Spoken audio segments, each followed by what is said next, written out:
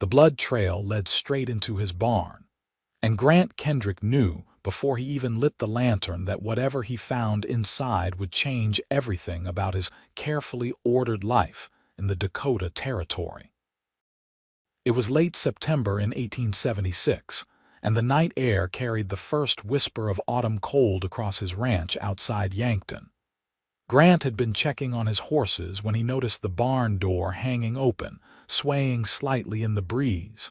He always closed it at night. Always. The smear of darkness on the wooden frame caught his attention next, and when he touched it, his fingers came away sticky with blood. His heart hammered as he stepped inside, rifle ready but pointed down. The horses were restless in their stalls, stamping and snorting.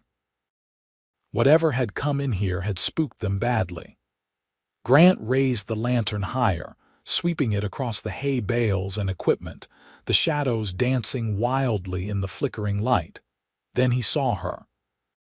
She was crumpled in the far corner behind a stack of feed sacks, her dark hair matted with blood and dirt, her buckskin dress torn and stained crimson. An Apache woman, young from what he could tell, barely breathing. A bullet wound in her shoulder still seeped blood, and another graze along her ribs had left her dress soaked through. Her face was pale beneath her brown skin, her lips dry and cracked. Grant stood frozen for a moment, his mind racing through possibilities. He was a white rancher living alone on Dakota Territory land that had seen its share of conflict between settlers and the native tribes. Finding an Apache woman bleeding in his barn was dangerous for both of them. If anyone in town found out he was helping her, they would call him a traitor. If her people found out she was here, they might think he had hurt her. But none of that mattered as much as the fact that she was dying. He set down the rifle and knelt beside her, pressing his fingers to her neck. Her pulse was weak and thready, but it was there. She stirred slightly at his touch, her eyes fluttering open for just a moment. They were dark and filled with pain and fear. She tried to pull away from him, a small sound of distress escaping her throat. "Easy," Grant said softly, holding up his hands. "I am not going to hurt you, I want to help." She did not understand his words, but something in his tone must have reached her because she stopped struggling and her eyes closed again. Grant knew he had to move quickly. He ran back to the house and grabbed his medical supplies, a basin of water, clean cloths, and a bottle of whiskey. His hands shook as he gathered everything. He had patched up plenty of animals and even a few ranch hands over the years, but this felt different, more urgent, more personal somehow. When he returned to the barn, she had not moved. He set the lantern close and began cleaning the wounds as gently as he could. The bullet was still lodged in her shoulder, and he knew he would have to remove it. She came to consciousness when he poured whiskey over the wound, her back arching as she cried out. Her hand shot out and grabbed his wrist with surprising strength. "I have to get the bullet out," Grant said, meeting her eyes. "This is going to hurt, but if I do not do it, you will die." She stared at him for a long moment, and though she could not understand his words, she seemed to understand his meaning. Her grip on his wrist loosened, and she gave the smallest nod before closing her eyes again. Grant worked as quickly as he could, using a knife he had heated in the lantern flame to extract the bullet from her shoulder. She bit down on a leather strap he had given her, and made no sound beyond harsh breathing through her nose. When the bullet finally came free, he cleaned and packed the wound, then stitched it closed with steady hands despite the way his stomach churned.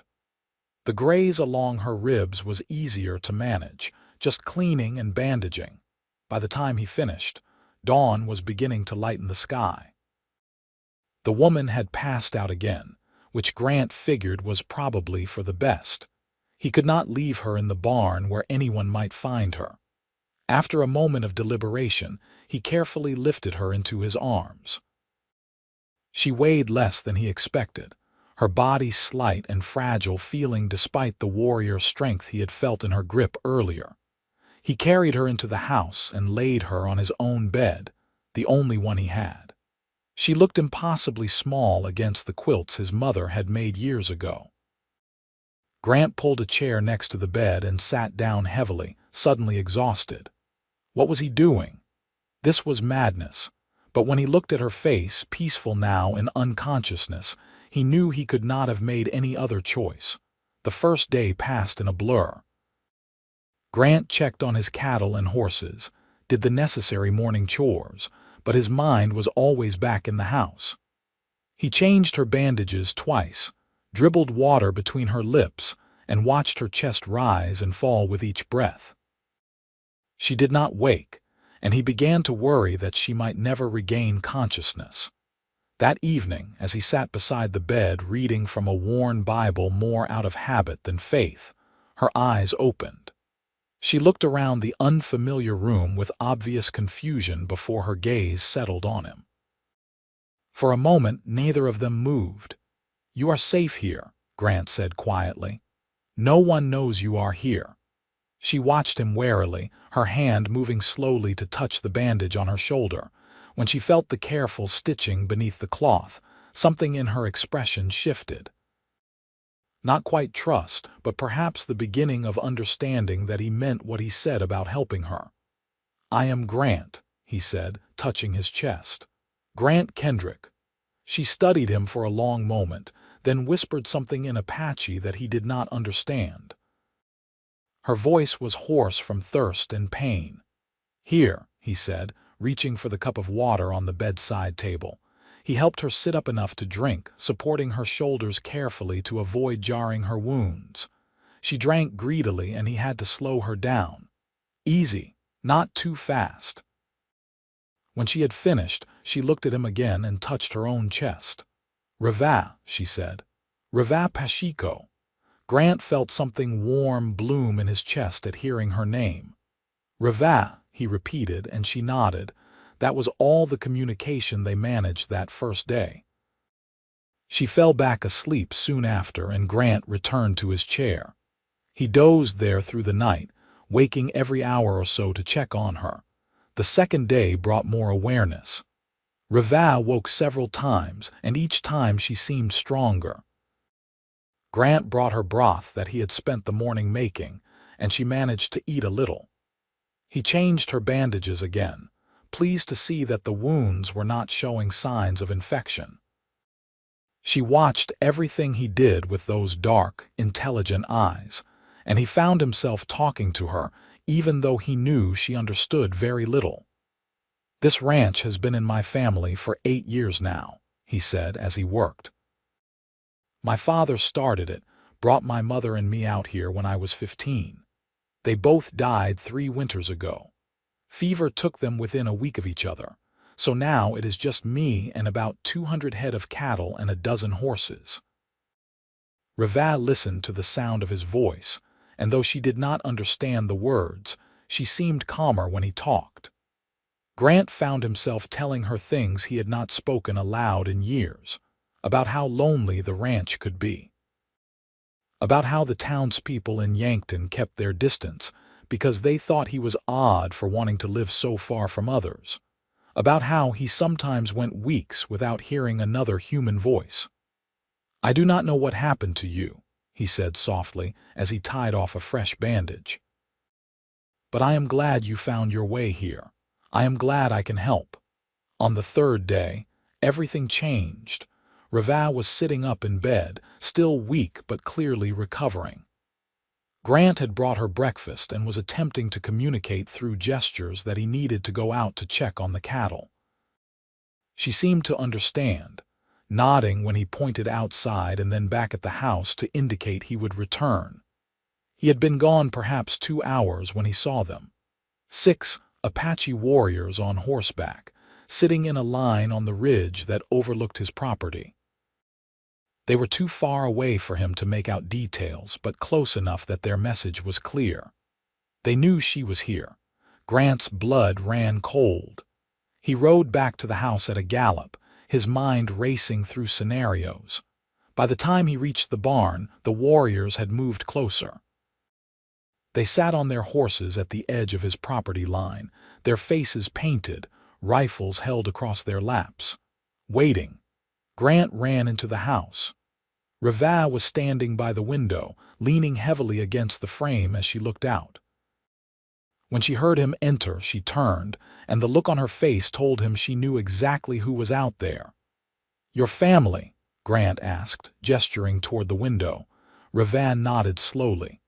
She touched her chest, then pointed outside and held up 3 fingers.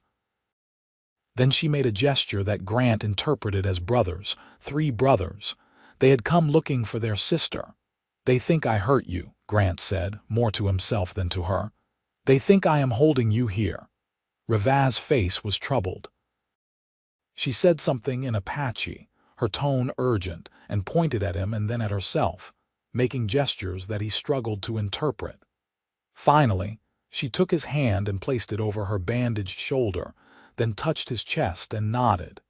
She was trying to tell him that she knew he had helped her. "I need to go out there," Grant said. "I need to try to explain." Reva's eyes widened and she shook her head vehemently, grabbing his arm. She said something sharp in Apache, clearly telling him it was too dangerous. "If I do not go out there, they will come in here," Grant said gently, covering her hand with his. "And then we will both be in danger." He had no weapons on him except a knife at his belt. Taking a rifle would be suicide. If he walked out there armed, they would shoot him before he took 3 steps. His only chance was to show he meant no harm. The walk from his house to where the warriors sat felt like the longest of his life. He kept his hands visible and his pace steady, though every instinct screamed at him to run. As he got closer, he could see them more clearly. 3 men who looked to be in their 20s and early 30s, with the same strong features as Reva. Their faces were hard, their eyes full of barely controlled rage. The oldest looking of the 3, a man with a scar across his cheek and shoulders that spoke of warrior strength, moved his horse forward. He spoke in Apache, his voice sharp and demanding. Grant stopped about 20 feet away and held up his hands. "I do not speak your language," he said clearly, "but I have not hurt your sister. I found her bleeding in my barn 3 nights ago. I have been caring for her wounds." The warrior with the scar said something else, louder this time. Another of the brothers, younger with fierce eyes and long hair tied back, urged his horse forward as well. His hand tightened on his rifle.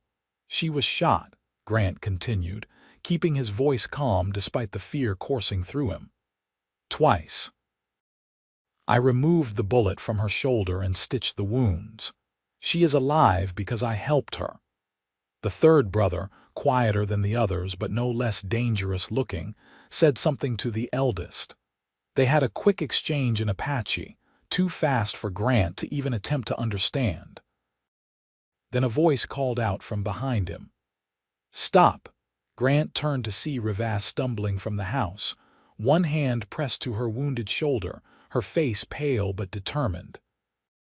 She was moving too fast for her condition, and Grant moved instinctively to help her, but she waved him off and continued forward until she stood between him and her brothers. The change in the warriors was immediate. The eldest brother, the one with the scar, dismounted and rushed toward her, speaking rapidly in Apache. His face had transformed from rage to desperate relief. The other 2 brothers followed, surrounding their sister with obvious concern. Reva spoke to them, her words coming fast despite her obvious weakness. She kept gesturing to Grant and to her bandaged wounds. At one point, she pulled aside the neck of her dress to show them the careful stitching on her shoulder. The eldest brother examined it, then looked at Grant with different eyes. Still wary, but no longer murderous, the conversation went on for several minutes. Reva swayed on her feet, and Grant could not stop himself from stepping forward to steady her. The youngest brother's hand went to his rifle, but Reva said something sharp and he backed down. She allowed Grant to support her weight, which seemed to mean something to her brothers. Finally, Reva turned to Grant. She spoke slowly, using the few English words she seemed to know and many gestures. It took time, but he began to understand. Her brothers were named Takoda, Nashoba, and Chaitin. She was trying to tell them how Grant had saved her life. Takoda, the eldest with the scar, studied Grant for a long moment. Then he said something in broken English. "You saved sister." Grant nodded. "Yes, I found her bleeding. I could not let her die." Takoda spoke more in Apache, and Reva translated as best she could with gestures and her limited English. Gradually, the story emerged. Reva had been out hunting with a group from her village when they were attacked by white buffalo hunters. She had been shot trying to get away and had ridden for hours before her horse gave out. She had been delirious by the time she stumbled into Grant's barn. "We track for 3 days," Takoda said in his halting English. "Think white man kill her, take her." "I would never hurt her," Grant said, looking at Reva. "I only wanted to help." Something passed between them in that moment, a recognition that went deeper than words. Reva's dark eyes met his, and Grant felt that warm bloom in his chest again, stronger this time. The brothers conferred among themselves in Apache. Grant could tell they were arguing about something, their voices rising and falling. Finally, Takoda turned back to them. "She stay here?" he asked, gesturing between Grant and Reva. "She too weak to ride." Grant looked at Reva, who was clearly exhausted from the confrontation. "She can stay as long as she needs to heal." "You keep safe," Takoda said. It was not quite a question, more of a command. "I promise," Grant replied. "I will protect her with my life." Takoda studied him again, then nodded slowly. The brothers said goodbye to their sister, each embracing her carefully. There was more rapid conversation, and Grant saw Reva nod several times. Then the brothers mounted their horses. But instead of leaving, they rode a short distance away and began setting up a camp within sight of the house. "They are staying?" Grant asked. Reva nodded, leaning more heavily against him. She said something he did not understand, but the meaning was clear. Her brothers would watch over her until they were satisfied she was truly safe. Grant helped Reva back to the house, supporting most of her weight. She had pushed herself far too hard coming outside, and by the time they reached the bedroom, she was trembling with exhaustion. He settled her back into bed and pulled the quilts up over her. "That was very brave," he said softly, brushing a strand of dark hair from her face. "And very foolish. You should not have gotten out of bed." Reva caught his hand before he could pull away. She held it against her cheek for a moment, her eyes closing. When she opened them again, they were filled with something that made Grant's breath catch. "Thank you," she whispered in English, the words careful and deliberate. Grant smiled. "You are welcome." Over the next few days, a strange routine developed. Reva's brothers maintained their camp within sight of the house, and Grant went about his ranch work while checking on Reva regularly. Her brothers watched everything he did with hawk-like attention, but they did not interfere. Each evening, one of them would come to the house to check on their sister. It was usually Takoda, who seemed to speak the most English. Reva's strength returned steadily. By the end of the first week, she was able to walk around the house on her own. She began helping with small tasks, despite Grant's protests. Insisting through gestures and the growing number of English words, she was learning that she needed to contribute. Grant found himself teaching her English whenever they were together, pointing to objects and saying their names, acting out verbs. Reva was a quick learner, absorbing new words eagerly.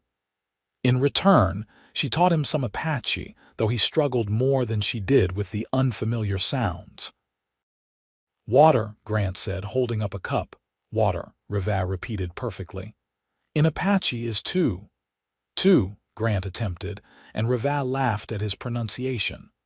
Her laugh was like music, bright and unexpected, and it made something in Grant's chest tighten with feeling. "You try," she said, handing him a spoon. "What this?" "Spoon," he replied, and she nodded, adding it to her growing vocabulary. They were sitting at the kitchen table, the late afternoon sun streaming through the window and turning Reva's hair into a cascade of dark silk. Grant found himself staring at her, at the way her eyes lit up when she mastered a new word, at the graceful movement of her hands as she gestured. She caught him looking and tilted her head, a question in her eyes. "I was just thinking," Grant said slowly, "that I am glad you are here.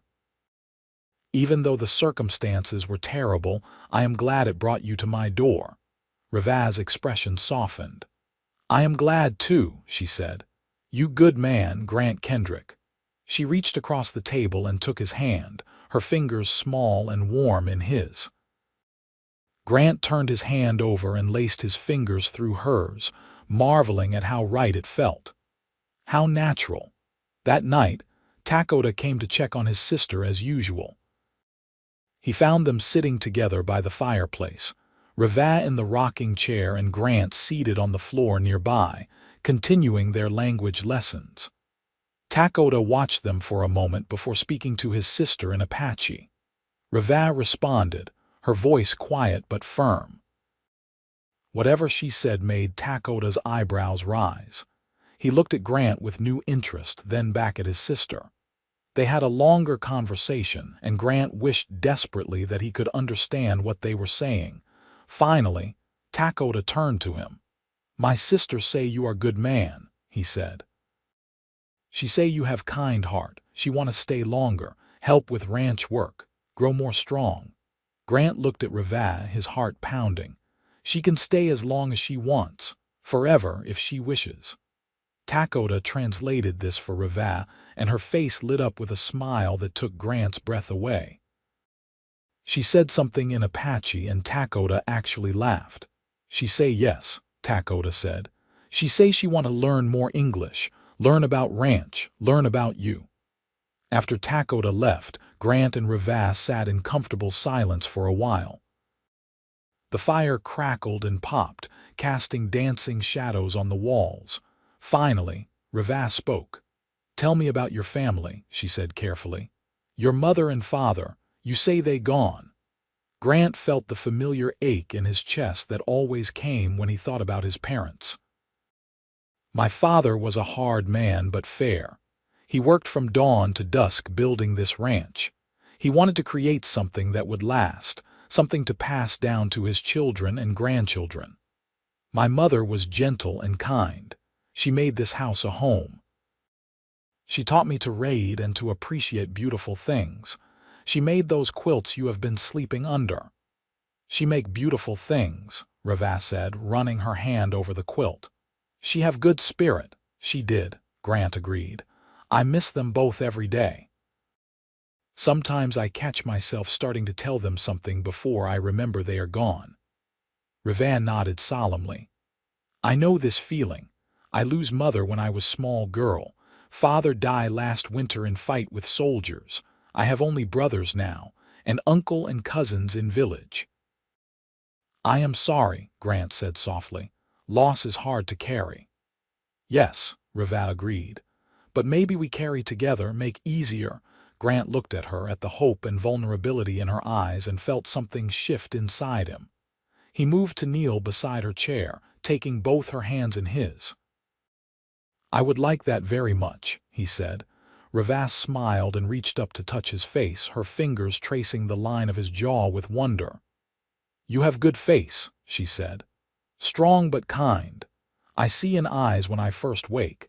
Even with pain and fear, I see you have kind eyes." Grant turned his face to press a kiss to her palm, and Reva's breath caught. They stayed like that for a long moment, the air between them charged with possibility and promise. The weeks that followed were the happiest Grant could remember. Reva's wounds healed cleanly, and soon she was able to help more around the ranch. Her brothers gradually moved their camp farther away as they became confident that Grant truly meant their sister no harm. Eventually, they returned to their village but visited every few days to check on her. Grant taught Reva everything about running the ranch.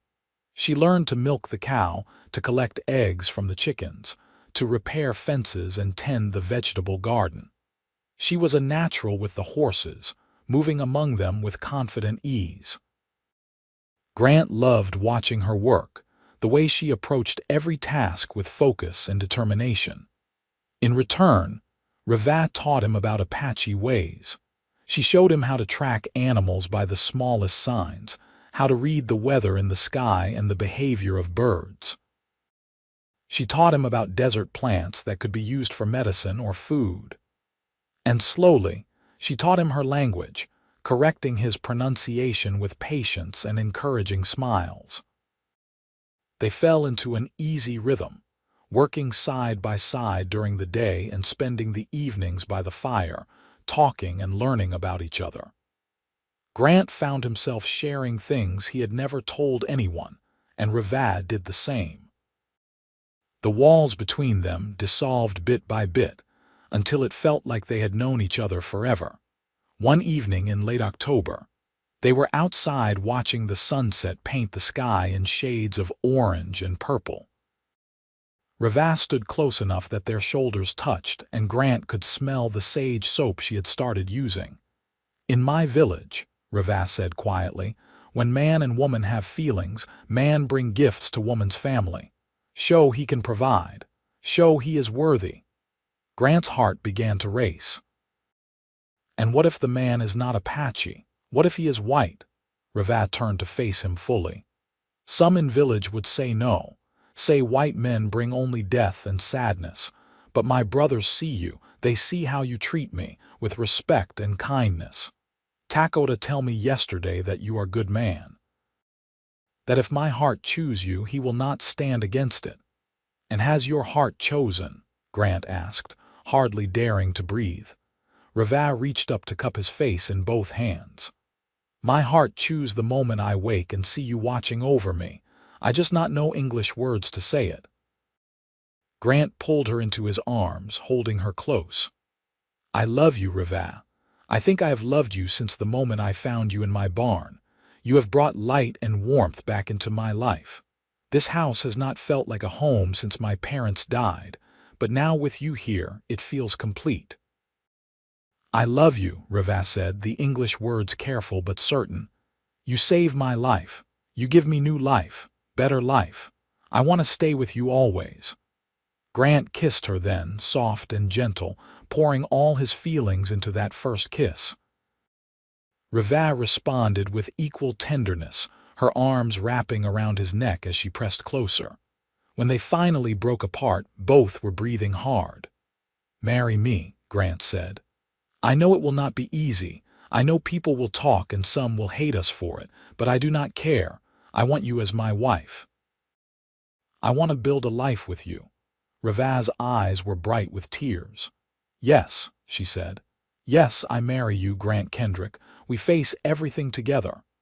They told Reva's brothers the next time they visited.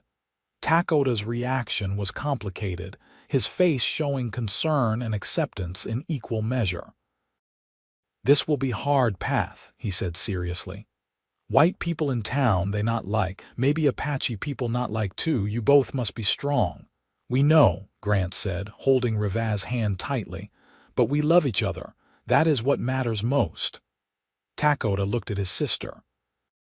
You sure this is what you want? You can come home to village. Live with your people. Reva shook her head. My home is here now with Grant, but I want to keep connection to village, to family, to Apache ways. Of course, Grant said quickly. Your brothers and family are always welcome here. Always. Neshoba and Chayton, the younger brothers, seemed less convinced than Takoda, but they followed their eldest brother's lead. After much discussion in Apache, Takoda turned back to them. We will tell uncle and cousins. There will be ceremony in village if you want. Apache way of marriage.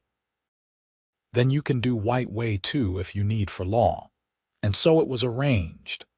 2 weeks later, on a crisp November day, Grant and Reva traveled to the Apache village with her brothers. Grant had been nervous about the reception he would receive, but Reva had been confident. "Takoda speak for you," she had told him. "He is respected warrior. His word carry weight." The village was unlike anything Grant had ever seen.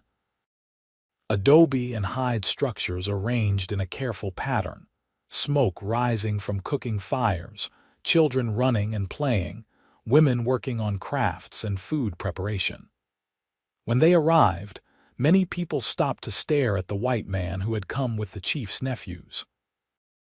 An older man approached, his weathered face stern. This was Maska, Reva's uncle and one of the village leaders. Takoda spoke to him at length in Apache, gesturing to Grant and Reva. Maska's expression remained unreadable throughout. Finally, Maska addressed Grant directly in surprisingly good English. "Takoda say you save his sister life, say you treat her with honor, this is true?" "Yes, sir," Grant replied respectfully. "I love your niece. I want to marry her and build a good life with her." Maska studied him for a long moment. "Many white men bring pain to Apache people. They lie, they steal, they kill. Why should we trust you?" "I cannot speak for other white men," Grant said honestly. "I can only tell you about myself. I believe all people deserve respect and dignity. I know there have been terrible injustices committed against your people, and I do not support those actions. I love Reva for who she is, and I respect her heritage and her family. I will spend my life proving that I am worthy of her." Maska translated this for the people who had gathered around them. There was much discussion, voices rising and falling. Grant felt Reva squeeze his hand, and he squeezed back reassuringly. Eventually, Maska raised his hand for silence. He said something in Apache that made Reva's face light up with joy.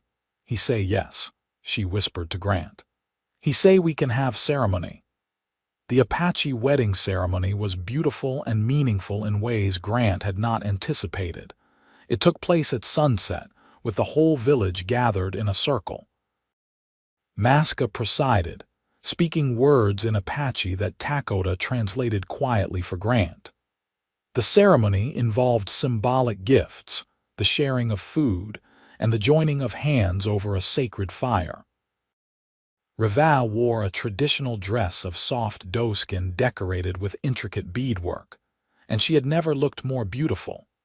When it came time for Grant to speak, he did so in both English and the Apache he had learned, wanting to honor both parts of who they were becoming together. "I promise to love you, protect you, and honor you all the days of my life," he said. "I promise to respect your people and your ways. I promise to be a good husband and partner. My heart is yours, now and always." Reva responded in kind, her voice strong and clear. "I promise to love you, stand beside you, and make our home a place of joy. I promise to teach our children both Apache and white ways, so they know both parts of themselves. My heart is yours, now and forever."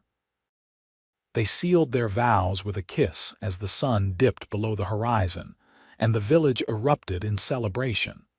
There was feasting and dancing long into the night.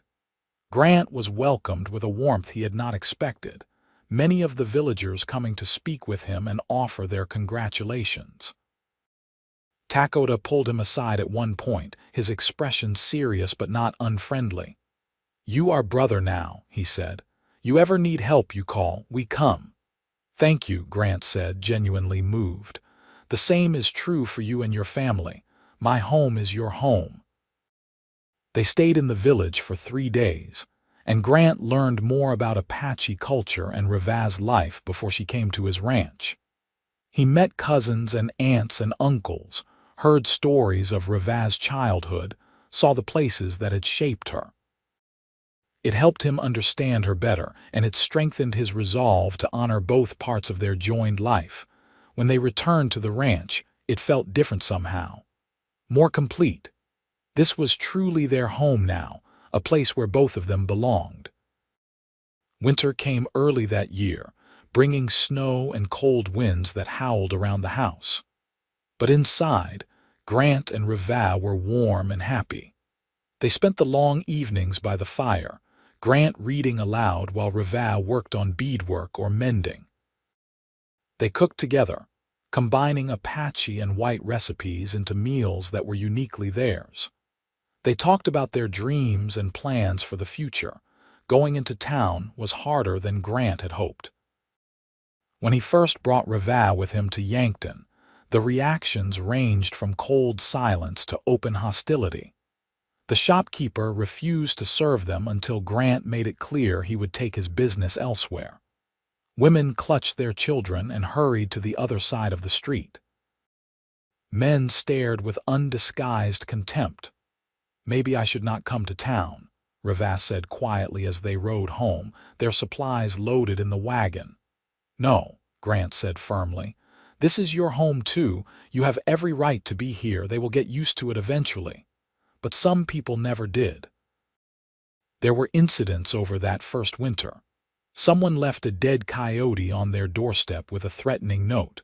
Their fence was cut one night, letting some cattle wander off. Grant found ugly words painted on the side of his barn.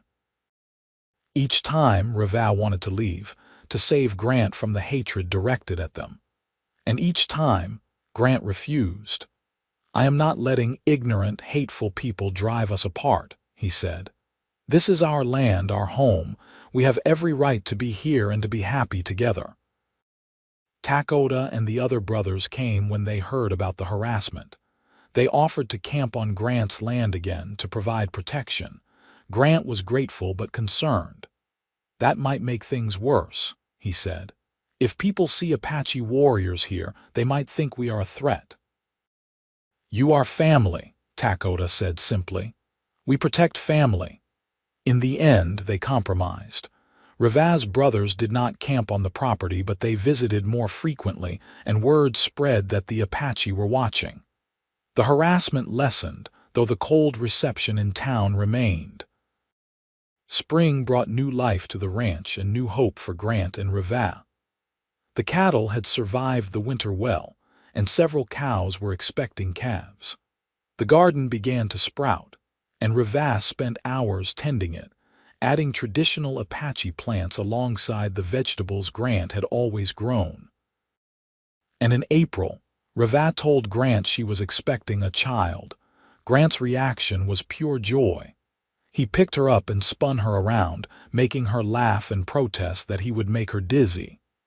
When he set her down, he kissed her thoroughly, his hands cradling her face. "We are going to be parents," he said, wonder in his voice. "We are going to have a family." "You happy?" Reva asked, though she could clearly see that he was. "Happy does not begin to describe it," Grant replied. "You have given me everything. Love, purpose, a reason to build a future. And now a child. I could not ask for more." Reva rested her hand on her still flat stomach. "I hope baby look like you," she said. "Have your kind eyes." "I hope the baby looks like you," Grant countered, "and has your strength and intelligence." They spent the evening making plans, talking about names and how they would raise their child. They agreed that their son or daughter would learn both English and Apache, would know both cultures and be proud of both heritages. When they told Reva's brothers, the three warriors were overjoyed. Takoda clapped Grant on the back hard enough to make him stagger.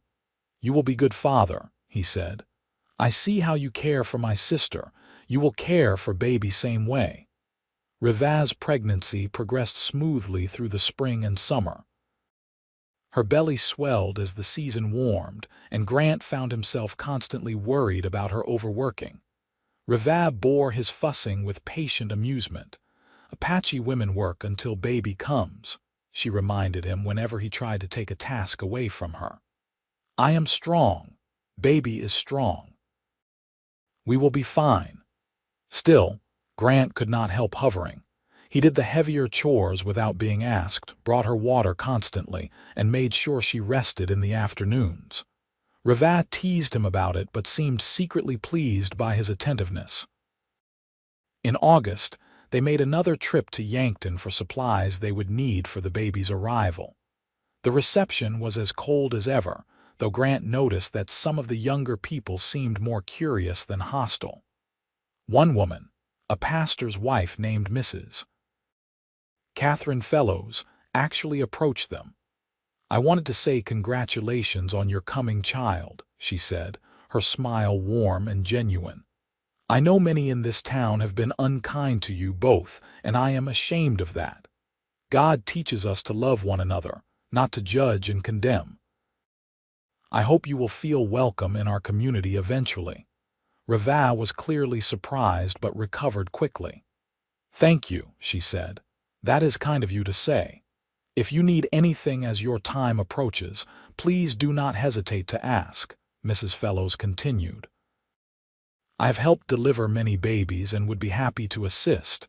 Grant felt a rush of gratitude for this unexpected kindness. "Thank you, madam. We appreciate that more than you know." As they drove home, Reva was quiet and thoughtful. Finally, she spoke. "Maybe not all white people are bad. Just like not all Apache are good. People are people, some kind, some cruel." "That is very wise," Grant said, taking her hand.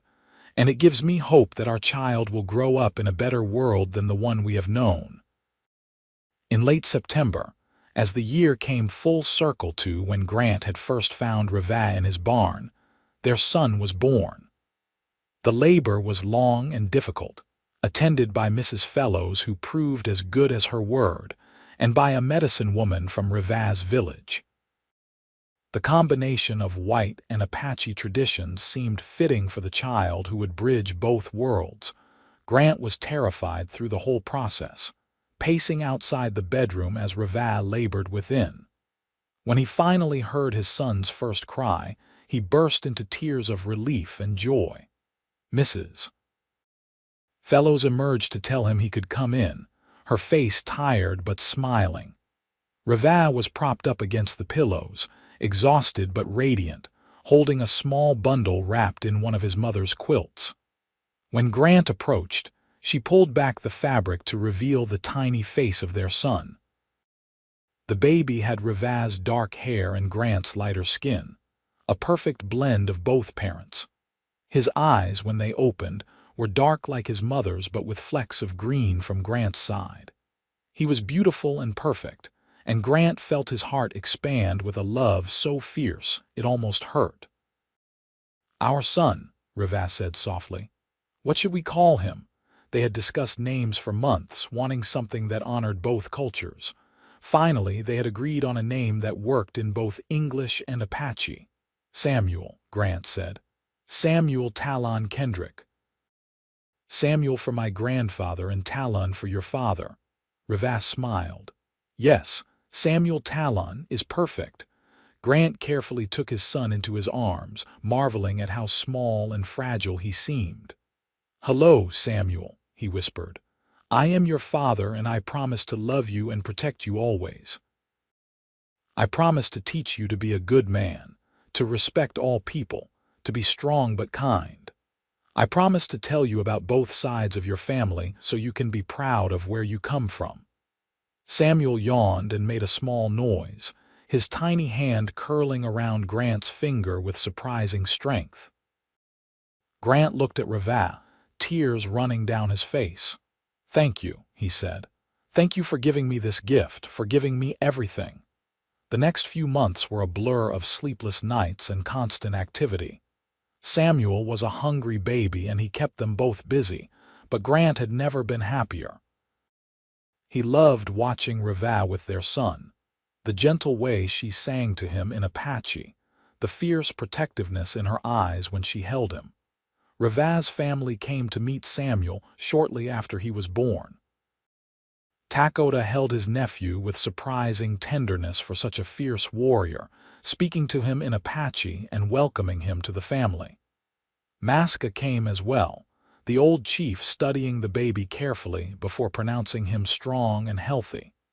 "He will walk in two worlds," Maska said. This will be hard for him, but if you teach him well, he can be bridge between peoples. Bring understanding where there is hate. We will do our best, Grant promised. As Samuel grew, Grant and Ravass settled into their roles as parents. They taught him both languages from the start, Ravass speaking to him in Apache and Grant in English. They exposed him to both cultures, celebrating both white holidays and Apache traditions. When Samuel took his first steps, it was toward Takoda, who was visiting that day, and everyone cheered. The ranch prospered under their joint management. Rava's knowledge of the land and Grant's understanding of cattle ranching combined to create something greater than either could have achieved alone. They expanded the herd, added more horses, and began selling breeding stock to other ranchers.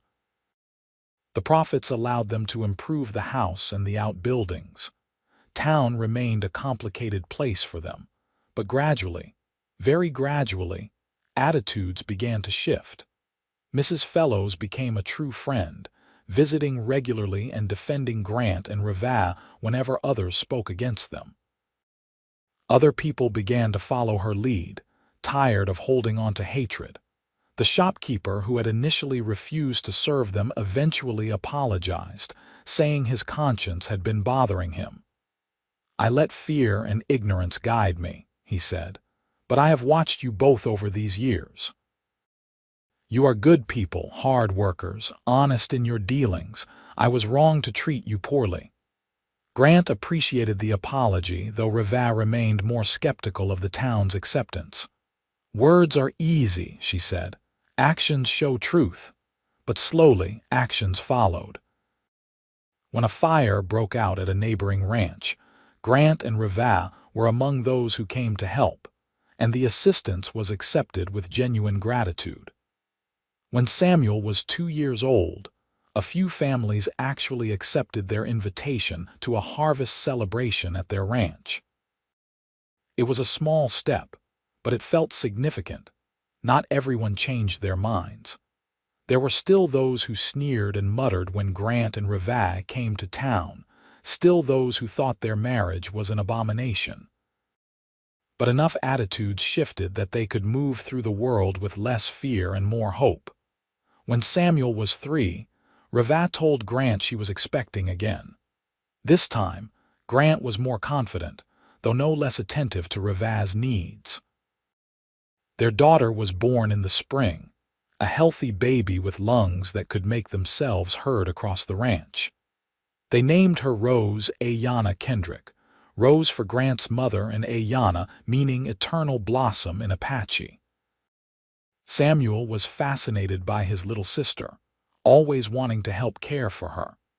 He would bring her toys, sing the Apache lullabies his mother had taught him, and tell her stories in his mixed language of English and Apache words. Rose clearly adored her big brother, her eyes following him whenever he was in the room. Grant would sometimes stand in the doorway of the children's room, watching Rava rock Rose while Samuel played nearby, and feel overwhelmed by how blessed he was. This life he had built with Rava, this family they had created together, was more than he had ever dreamed possible. The years continued to pass, marked by the rhythms of ranch life and the growing of their children. Samuel grew into a bright, curious boy who asked endless questions about everything. He loved learning about both his Apache and white heritage, and he seemed to instinctively understand that he could honor both. Rose was more reserved but equally intelligent, with a particular gift for working with the horses. When Samuel was 8 and Rose was 5, a group of Apache raiders attacked a ranch about 20 miles from Grant's property. The incident stirred up old fears and hatreds in Yankton, and for a while, Grant and Rava faced renewed hostility. People who had started to accept them withdrew again, and there were whispers that Rava might be connected to the raiders.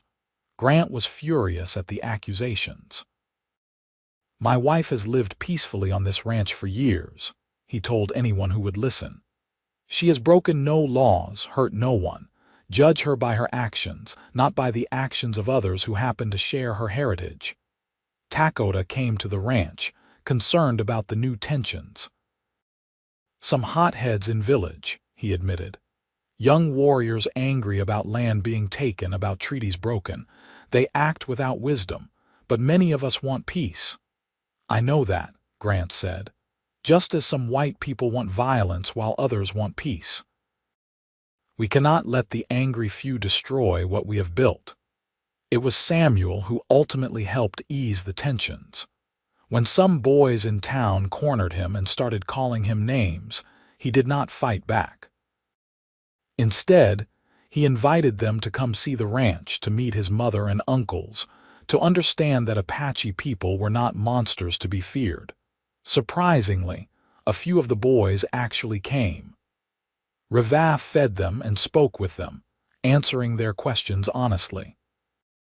Takoda happened to be visiting that day, and he told them stories of Apache history and culture.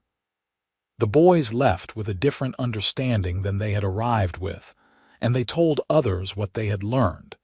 It was not a perfect solution, and it did not change everyone's minds. But it was another step forward, another small bridge built between the two communities. As Samuel and Rose grew older, they both attended the school in Yankton. It was not always easy for them, being children of a mixed marriage, but they faced the challenges with courage and grace. Samuel, in particular, seemed to have inherited both his mother's determination and his father's diplomacy. He made friends with children from both white and Apache families, refusing to be limited by the boundaries others tried to impose. Rose was quieter but no less brave. She excelled at her studies and became known for her skill with horses. By the time she was 12, people were bringing difficult horses to the ranch specifically for her to train. She had a gift for understanding animals, a patience and intuition that worked miracles. Grant and Reva watched their children grow with pride and love. They continued to build their ranch, their family, and their place in the community. Grant's hair began to show gray at the temples, and Reva developed fine lines around her eyes, but their love only deepened with time. They never forgot how they had come together, how close Reva had come to dying in that barn before Grant found her. Every year on the anniversary of that night, they took a quiet moment to reflect on the journey they had traveled together. "You ever regret it?" Grant asked one year as they stood watching the sunset together. "Staying here with me, you could have gone back to your village, lived among your own people." Reva looked at him with surprise. "You are my people," she said simply. "You and Samuel and Rose, Takoda and my brothers, Mrs. Fellows and the others who have become friends. Family is not only about blood, is about love and choice. I choose you every day, Grant Kendrick. I will choose you every day for rest of my life." Grant pulled her into his arms, holding her close. "I choose you too, always." When Samuel was 16 and Rose was 13, Takoda came to them with news. "My wife's father, the chief, is very sick," he said. "He asks to see Reva and her family before he passes." They made the journey to the Apache village, now grown and changed but still recognizable. The old chief, Maska's brother, lay on furs in his home, his breathing labored but his mind still sharp. He looked at Samuel and Rose with pleased eyes. "These are your children," he said to Reva in Apache, which Takoda translated for Grant. "They carry our blood forward. They will help heal the wounds between our peoples. I see it in them." The chief died 2 days later, and Grant's family stayed for the funeral ceremonies. It was during this time that Samuel, watching the Apache warriors and listening to the stories of his ancestors, began to truly understand the weight of his heritage, both the beauty of his mother's culture and the pain of what had been lost to it. "I want to help," he told his parents that night. "I want to be someone who builds bridges, who helps people understand each other, like you and Mother have done." Grant felt pride swell in his chest. "Then that is what you will do. We will support you in whatever path you choose." Rose, listening quietly, spoke up. "I want that too, to help. Maybe I can teach people that we are all the same in the ways that matter." Reva had tears in her eyes as she embraced both her children. "You make me so proud," she said. "Both of you. You take the best from both worlds and make it something new and good."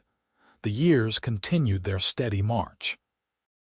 Samuel grew into a young man who worked as a translator and negotiator between white communities and Apache villages, using his unique position to foster understanding and prevent conflicts.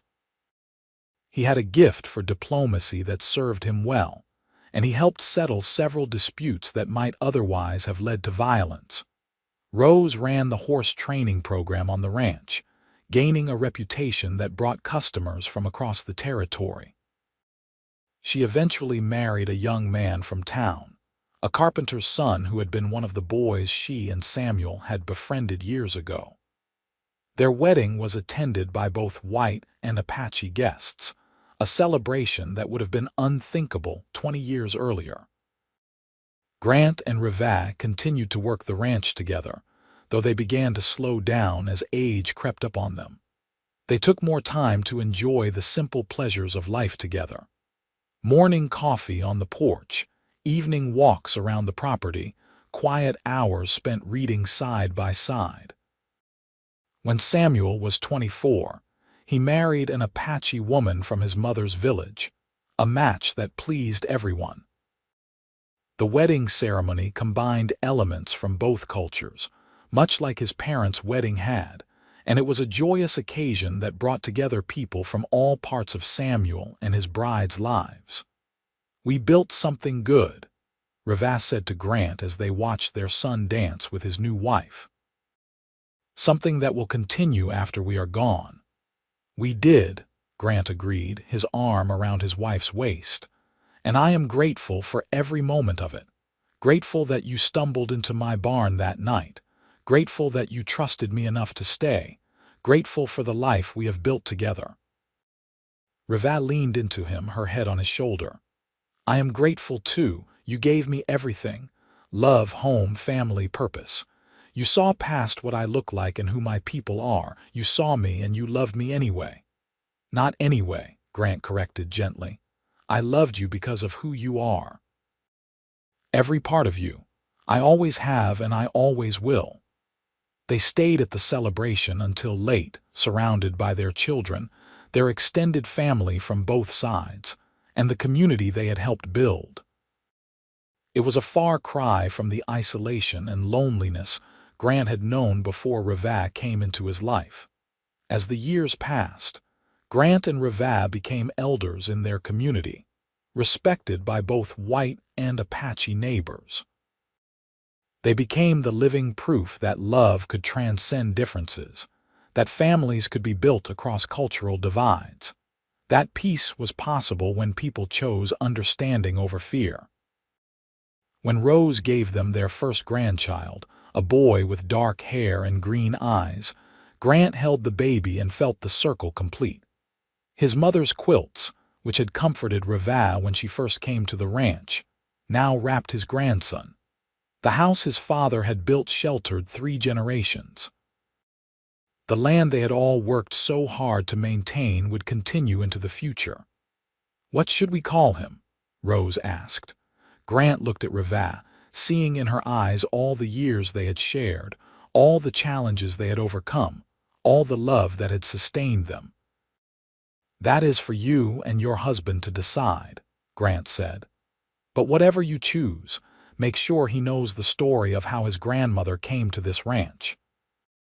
Make sure he knows that love is stronger than hate, that courage means standing up for what is right even when it is hard, and that family is built through loyalty and love, not just blood."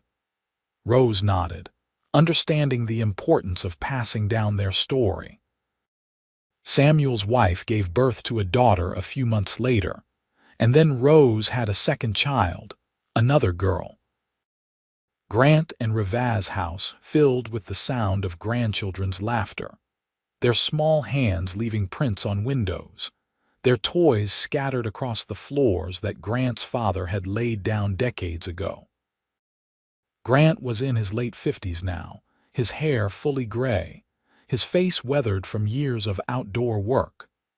Reva had aged as well, her dark hair showing silver threads, her graceful walk slowed slightly by time.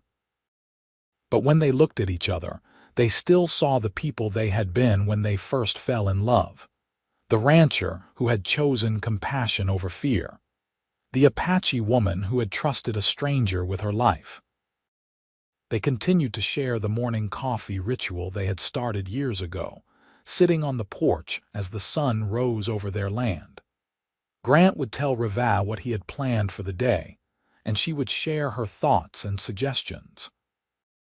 After all these years, they had developed a way of working together that was seamless, each anticipating the other's needs and thoughts. "You remember when you first tried to teach me English?" Reva asked one morning, a smile playing on her lips. "I could barely say 3 words. And now you speak better than half the people in town," Grant replied with a chuckle. "You have always been the smartest person I know." "You just saying that because you love me," Reva teased. "I am saying it because it is true." "And also because I love you," Grant corrected, taking her hand and kissing it. These quiet moments were Grant's favorite. The ranch was successful. Their children were thriving. Their grandchildren were growing up in a world that was slowly becoming more accepting. But none of it meant as much as these simple moments with the woman he loved. On a warm day in June, when Grant was 60 and Reva was 58, they decided to ride out to the ridge where her brothers had first appeared all those years ago. It was a journey they made occasionally, a way of remembering how far they had come. They sat on their horses looking out over the ranch, the cattle grazing peacefully, the house with smoke rising from the chimney where Rose was probably cooking dinner, the barn where their story had begun. "When I was dying in that barn," Reva said quietly, "I prayed to the spirits to let me live. I was not ready to die.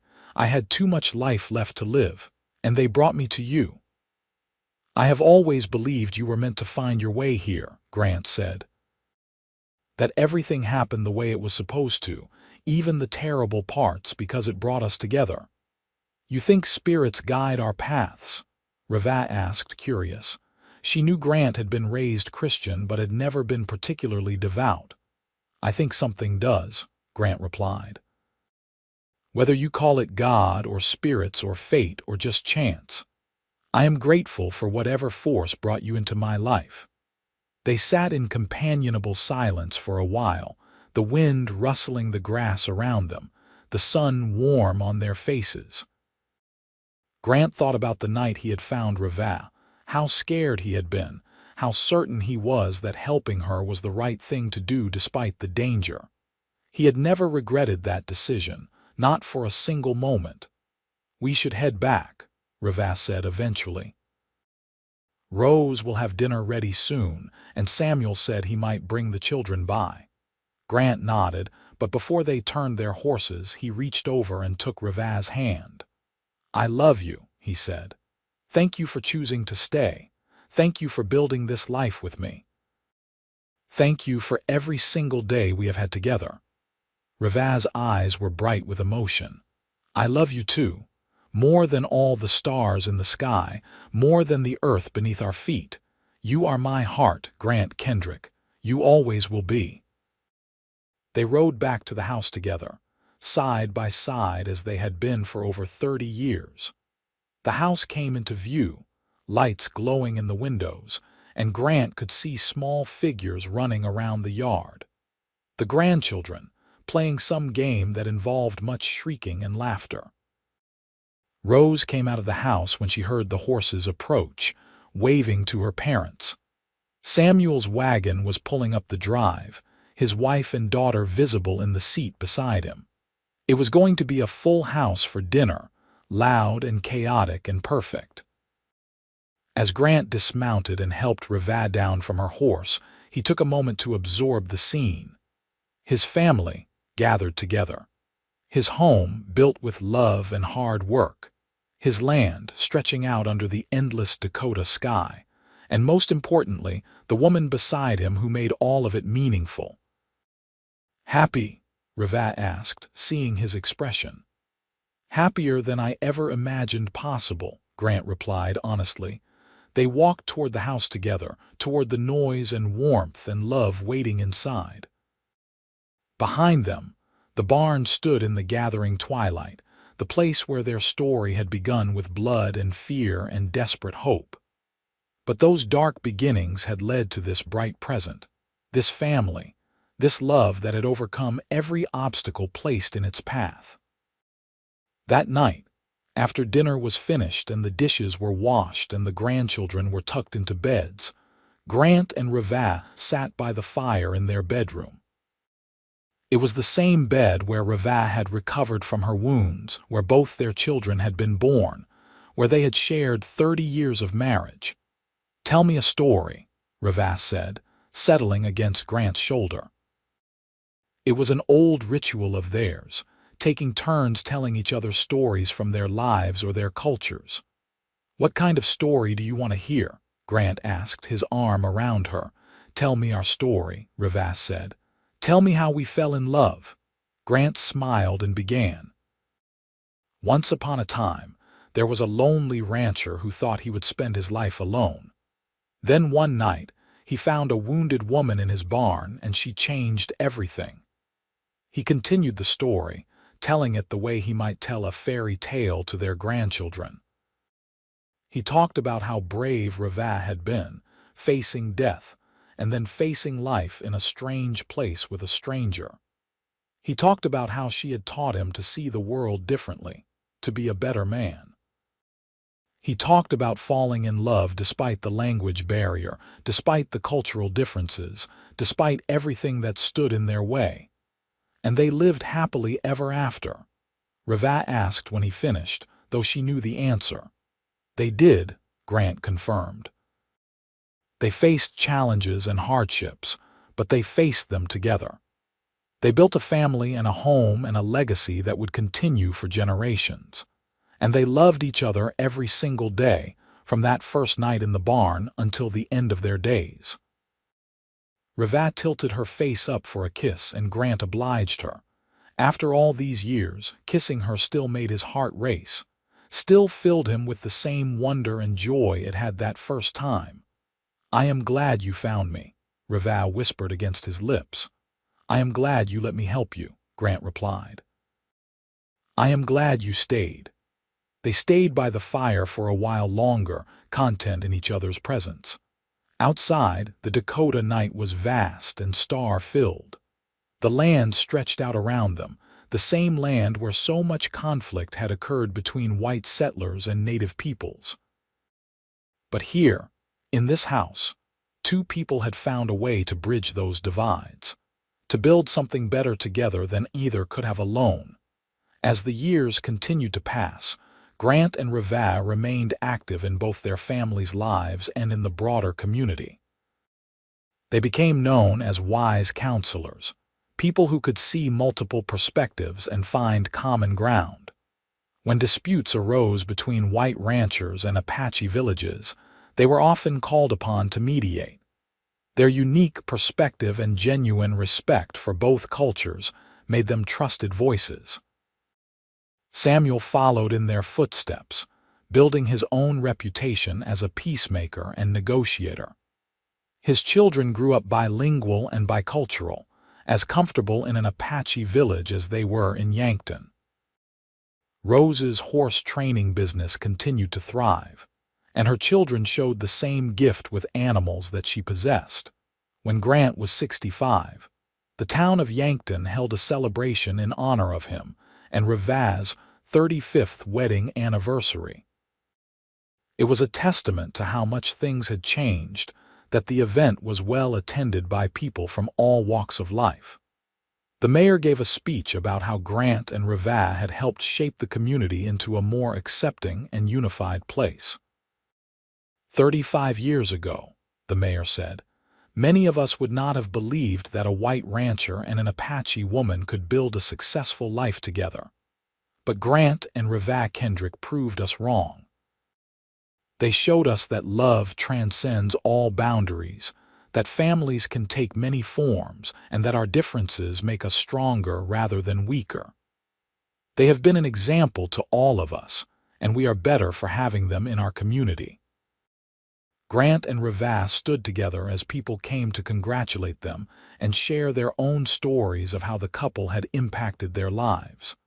Mrs. Fellows, now elderly herself, embraced them both with tears in her eyes. "You gave me hope," she said. "Hope that people can change, that love can overcome hate. You taught me to be braver in standing up for what is right."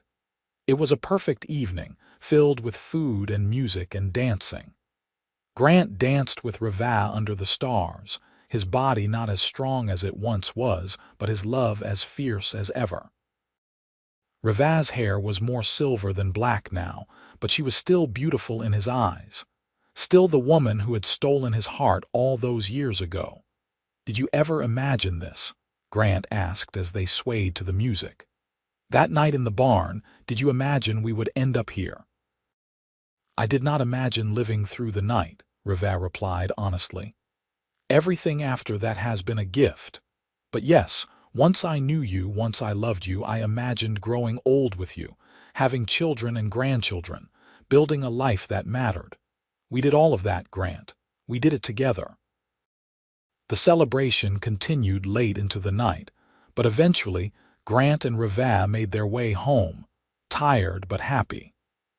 Their children and grandchildren came with them, filling the house with warmth and noise. Grant sat in his chair by the fire, watching his family interact, and felt profound contentment. This was what he had saved all those years ago when he had found Reva in his barn. Not just one life, but all of these lives. His children, who might never have been born. His grandchildren, who carried forward both Apache and white heritage with pride. The community that had learned from their example. It was a legacy far greater than he had ever dreamed of creating. As Grant moved into his 70s, his body began to slow down more noticeably. His hands, which had worked the land for over 50 years, became arthritic. His back ached from old injuries. But his mind remained sharp, and his love for Reva never wavered. Reva took over more of the physical work on the ranch, though Samuel and Rose both helped extensively. The grandchildren, now teenagers and young adults themselves, pitched in as well. The ranch had truly become a family operation, sustained by the combined efforts of 3 generations. One winter evening, when Grant was 73 and Reva was 71, they sat together watching snow fall outside their window. The fire crackled in the hearth, and Grant held Reva's hand in his thumb tracing patterns on her weathered skin. "I have been thinking," Grant said quietly, "about what happens after." Reva looked at him sharply. "After what?" "After I am gone," Grant said. "I am not a young man anymore, Reva. I need to know that you will be all right, that you will be cared for." Reva's grip on his hand tightened. "Do not talk like that. You are not going anywhere." "Not today," Grant agreed. "But someday, we both know that, and when that day comes, I need to know you will be all right." "How can I be all right without you?" Reva asked, her voice breaking. "You are my heart, my life. Everything I am has been built with you." Grant pulled her into his arms, holding her close. "And you will carry that with you always. Our love does not end when one of us dies. It lives on in our children, in our grandchildren, in everything we built together. You will be all right because you are the strongest person I have ever known, and because our family will take care of you, just as we have taken care of each other all these years." Reva cried against his chest, and Grant held her, his own eyes wet with tears. He knew this conversation was necessary, but it broke his heart to have it. "I do not want to lose you," Reva whispered. "I know," Grant said. I do not want to leave you either, but when the time comes, I will go knowing that I had the most blessed life any man could ask for, because I had you. Because we had all of this together. They held each other for a long time, the snow falling softly outside, the fire burning low. Eventually, Rivas spoke again. When I die, I want to be buried next to you, on our land where we can watch over the ranch together, where our spirits can stay with our family. I want that too, Grant said.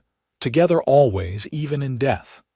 But death did not come for Grant that winter, nor the next. He continued on, his body growing frailer but his spirit undimmed. He celebrated his 75th birthday surrounded by his family, delighted by the chaos of great-grandchildren running through the house. Yes, great-grandchildren. Samuel's daughter had married and started her own family, and Rose's oldest son had done the same. Grant was now the patriarch of a sprawling, diverse family that included people of various backgrounds and cultures. It was everything he had hoped for and more. On a spring morning shortly after his 76th birthday, Grant woke to find Rivas already up and dressed, standing at the window looking out over their land. The morning light caught the silver in her hair and highlighted the lines on her face, each one a testament to years lived fully and well. "Come back to bed," Grant said. "It is too early to be up."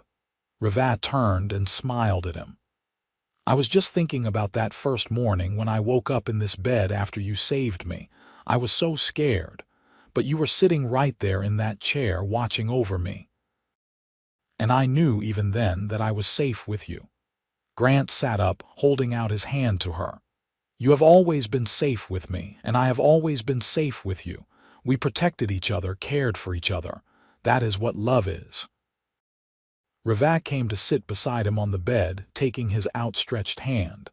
"I have no regrets, Grant, not a single one. Every choice I made, every challenge we faced led us here. To this moment, to this life. I would not change anything."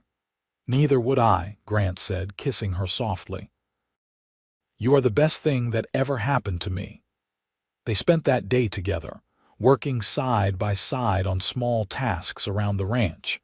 Grant was moving slower now, but he still insisted on contributing where he could.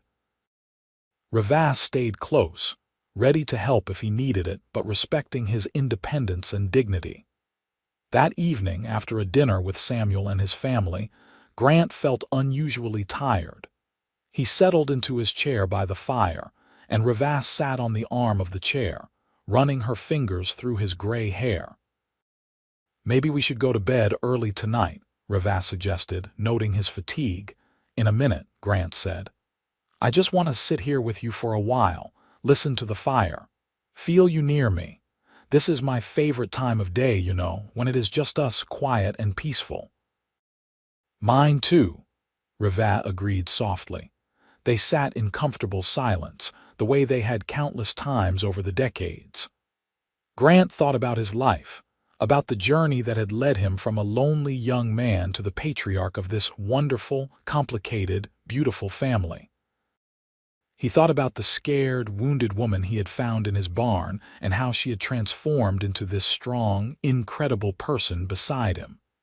He thought about all the love they had shared, all the challenges they had overcome, all the joy they had created together. "Rivas," Grant said quietly. "Yes, my love.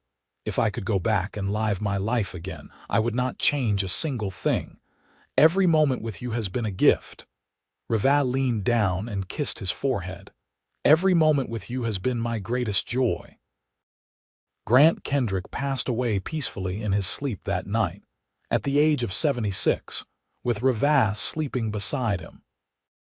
When she woke the next morning and found him gone, she held him and cried, mourning the loss of her greatest love while also being grateful that he had gone peacefully, without pain.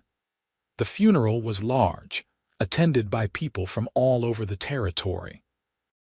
White ranchers and Apache villagers came together to honor a man who had bridged worlds and built bridges between communities. His children and grandchildren and great-grandchildren all shared memories of a man who had been unfailingly kind, endlessly patient, and deeply loving. Rivas stood strong through it all, supported by her family. They buried Grant on a hill overlooking the ranch, in a spot where he could see the barn where their story had begun and the house where they had built their life together. After the funeral, Rivas's children wanted her to move in with one of them, worried about her living alone. But Rivas refused. "This is my home," she said firmly. "This is where Grant and I built our life. This is where I want to stay." She continued to live on the ranch, still contributing to its operation, though her children took over the heavy work. Every morning, she would take her coffee out to the porch and sit in Grant's chair, looking out over the land they had nurtured together. Every evening, she would sit by the fire and remember all the conversations they had shared there. Rivas lived for 7 more years after Grant's death, years filled with family and purpose. She watched her great-grandchildren grow, passed down Apache traditions and stories, and kept Grant's memory alive through tales of their life together. She helped mediate disputes between communities, drawing on decades of experience in building bridges between cultures. On a late September evening, 46 years to the day after Grant had first found her in his barn, Rivas sat on the porch watching the sunset. Samuel was visiting, and he came to sit beside her, worried about how tired she looked. "Are you all right, Mother?" he asked. Rivas smiled at him, her face peaceful. "I am thinking about your father, about the life we built. I am thinking that I am ready to see him again." "Mother," Samuel said, concern in his voice. "Do not worry," Rivas said, patting his hand. "I am not afraid. I have lived a good life, a full life. I am 83 years old. I have children and grandchildren and great-grandchildren who will carry on what Grant and I started. I am content." That night, Rivas passed away in her sleep, in the same bed where she had recovered from her wounds all those years ago, where she had given birth to her children, where she had slept beside Grant for over 40 years. Her family found her the next morning, peaceful and still, finally reunited with the man she had loved. They buried Rivas beside Grant on the hill overlooking the ranch. The funeral was as well attended as his had been, a testament to the impact both of them had on the community. As they laid her to rest, Samuel spoke about his parents' love story, about how they had overcome impossible odds to build a life together. "My parents taught us that love is stronger than hate," Samuel said, his voice carrying over the gathered crowd. "That understanding can overcome fear. That families are built through loyalty and love, not just blood. Their legacy lives on in all of us who knew them, who learned from them, who were loved by them.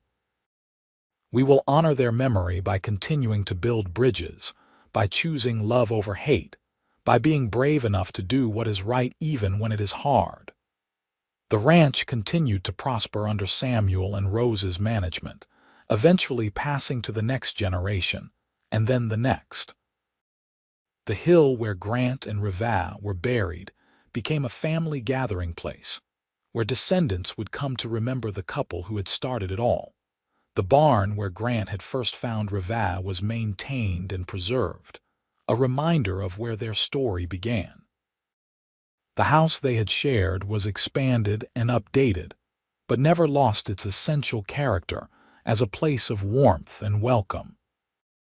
And their story was told and retold, passed down through the generations as an example of what was possible when people chose love over fear, understanding over hatred, and hope over despair. The love between a white rancher and an Apache woman, born in blood and fear on a September night in 1876, had created a legacy that would last for generations, changing not just one family but an entire community. In the end, Grant and Rivas's greatest legacy was not the successful ranch or the prosperous family, though both were significant. Their greatest legacy was the proof that love could overcome any obstacle, that families could be built across any divide, and that two people who chose each other, who fought for each other, who built a life together despite everything working against them, could create something beautiful and lasting that would echo through time. Their story was complete, a circle closed, a life well lived, and a love that would never die as long as there were people to remember it and honor it.